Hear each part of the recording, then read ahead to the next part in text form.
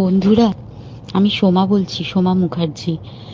এত কষ্ট হচ্ছে ভিতরে যে হসপিটালে বসে থাকতে পারছি না। আমাদের সব ডাক্তাররা সবাই খুব ডিস্টার্বড। আজকে তো ওপিডি বন্ধ রাখা হয়েছে। তোরা জানিস সমস্ত ঘটনা শুনলাম, যা যা মানে সত্যিকারের ঘটনা, যেটা আরজি করের ভিতরের যে ডাক্তার তারা তাদের বন্ধু বান্ধব মারফত এটা ছড়িয়ে মানে এসছে আমাদের কাছে। অ্যাকচুয়ালি যেটা ঘটেছে সেটা হচ্ছে, আমি শুনে তো মানে বিশ্বাস করতেও নিজেকে কেমন লাগছে রে।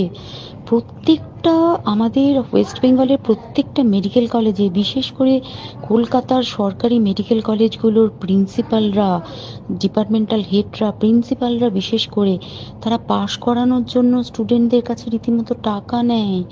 যেসব স্টুডেন্টরা, ইন্টার্নরা, পিজিটিরা যারা ভালো করে ক্লাস করে না বা থিসিস তারা জমা দেবে, পিজিতে তো থিসিস জমা দিতে হয়, তো যারা MBBS final year final pass করবে না সাপ্লি পাইয়ে দেবে, ইন্টার্নের কমপ্লিশন দেবে না, ইন্টার্ন হওয়ার পর কমপ্লিশন না দিলে তারা রেজিস্ট্রেশন নাম্বার পাবে না, এই সমস্ত ভয় দেখিয়ে টাকা পয়সা নেয়। সমস্ত জায়গাতেই এটা আছে। এর মধ্যে সব থেকে নিকৃষ্টের থেকেও নিকৃষ্টতম হচ্ছে সন্দীপ ঘোষ, প্রিন্সিপাল, যে তোর আমাদের কি বলে, আরজি কর মেডিকেল কলেজে।